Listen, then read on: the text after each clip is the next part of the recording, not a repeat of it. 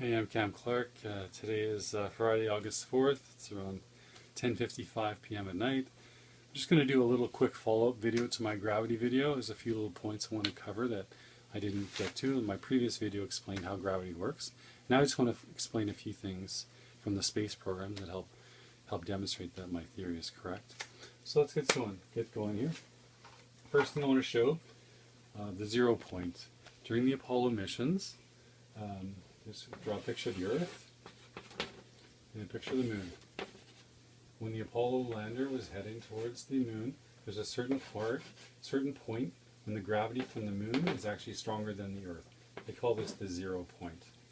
And when scientists did the math before they went to the Moon, they figured that the 0 point would be around 22,000 miles from the Moon. This distance here, 22,000 miles. So, back when I was a physics student, I did the math on that. Now, my cameraman, Max, if you could just zoom in on this picture here. I don't know if you can get the whole piece of paper in here. This was my preliminary math. I set the distance between the Moon and the Earth as r, and then I set the distance from the Moon to the 0 point as x, and the distance between the 0 point and the Earth is r minus x. Then I used the gravitational formula, force equals g times m over r squared. I set them equal because it's the neutral point, blah blah blah. I substitute in some values for the supposed Moon and Earth gravity, and I get the radius, supposedly this distance here r between the Moon and the Earth, and then I do the math, blah blah blah. It comes out to 38,000 kilometers, or roughly 23,800 miles. I don't know if you can see all that, Max, on the okay, you got it. Okay, so that's the math, and I think Encyclopedia Britannica at the time had it at 22,000, which lines up with mine. Now, at the time, this was years ago, I went through and looked at all the books at the time. So, the problem with what happened is they actually went to the Moon. This distance was no longer recorded at 22,000. It went up to somewhere around 40,000 miles. 40,000 miles, not 22,000 miles, almost double. So now let's just show people the pictures. Here we go, Max, I don't know if you can zoom in here. Right here, you see where it says, it's just some book.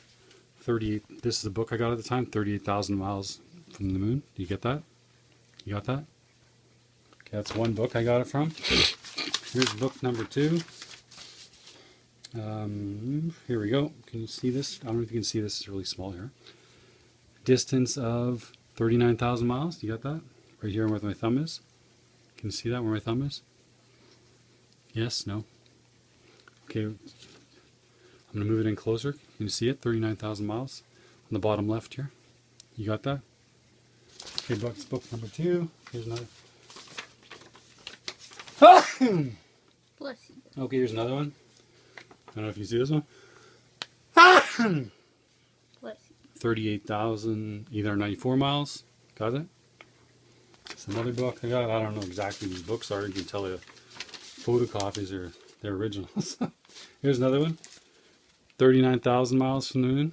In case people don't believe me. See that? Where did I put that? Right there. 39,000 miles from the Moon.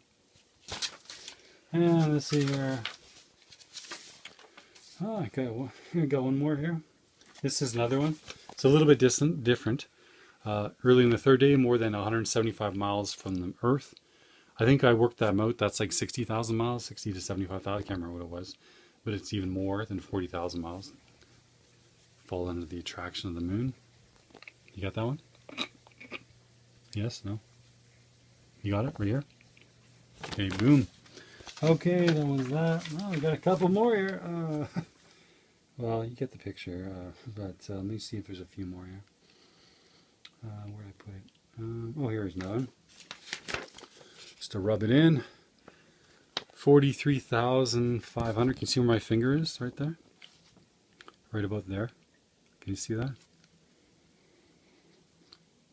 Sorry for all these. These are really bad photograph copies, but back in the old days, we didn't have all these fancy computers and all this. So we were just using like Encyclopedia Britannica and university libraries, and you can't see it. You got it? You're kidding or what? Okay, where is it here? Right here, 43,495. You see that there where my finger is? Right there? You got it? Okay, okay, one more. Oh my god, there's so many. Here's another one. This one says 30,000 miles from the moon. Lunar gravity. Okay. So, that's the 0 point, we call it, it's called the discrepancy. But basically, the theoretical distance 22, it almost doubled when they actually went there, meaning that the Earth has, or sorry, the moon has a higher gravity than what they thought. With current theory of gravity, the moon cannot have a higher gravity like this, but under my theory of gravity, it's no problem. Okay, now the next thing I'm going to show, when they blasted off from the moon, there was like virtually no flame. And if what I think they did is this, let's draw a quick little picture. You had the Apollo lander, bad drawing, a couple of things here. It had something like this on the side. To me, what I think it is, they had an anti-gravity device that went over the top. It shoots gravity light this way, and whatever gets hit by the gravity light gets pushed in that direction. So the gravity light's aiming down, everything gets accelerated. But because the arm is attached to the top, when the gravity lifts it up, also it's like this. So I don't know if you can see this, Mike.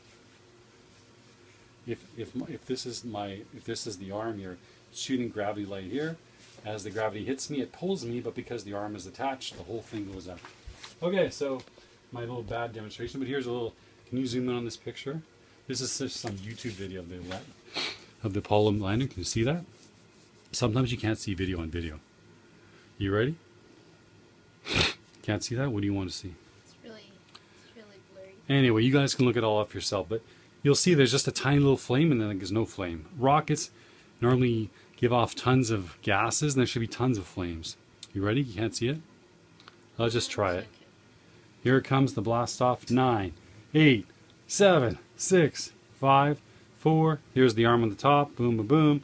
3, 2, 1. Boom, here comes the anti-gravity device. Boom. Oh, wow, that's like 0 rockets coming off there. Anti-gravity device in use. Anyway, you can't tell me that's a rocket. Come on. Who do they think we are? Hello? Reply. Anyway, so that's the blast off on the moon. Kind of strange. And lastly, these chalkboards aren't as good as whiteboards. This is for the record. Okay, the last one. There's something that surrounds the Earth. We're not sure exactly what it is. It's called the Van Allen radiation belt. But basically, there's a belt around the Earth containing charged particles. So a while back, scientists, they shot missiles up into this Van Allen radiation belt. And when the missiles came back to Earth, they weighed them. And what they found is the weight of the missiles had decreased. So they put part of the missiles in jars. Just draw some pictures. This is a jar. It's a missile. And they weighed it again. And the missiles continued to lose weight. And on top of that, they thought that's freaky. Then they measured the jars. The jars lost weight. So what's happening here? If you watch my previous video, gravity only basically pulls down objects that are positively charged. So when they shot the missiles up into the Van Allen radiation belt, it had charged particles. So the missiles came down heavily charged. I guess it was negative charge.